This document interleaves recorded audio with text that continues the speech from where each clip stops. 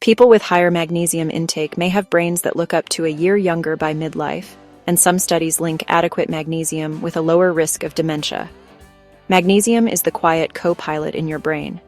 It helps nerve cells fire smoothly, keeps excitatory signals in check, and supports the NMDA receptors that drive learning and memory.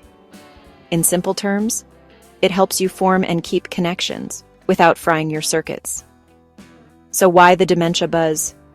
Observational research has found that people who get enough magnesium tend to show less brain shrinkage with age and may have lower dementia risk. Magnesium helps balance glutamate and GABA, which can take the edge off stress. Better sleep quality.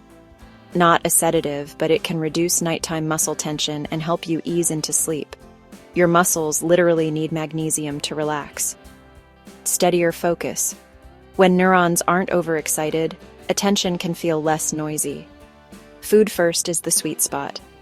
Think nuts and seeds, almonds, cashews, pumpkin seeds, whole grains and legumes, brown rice, oats, black beans, leafy greens, spinach, Swiss chard, dark chocolate. Yes, really.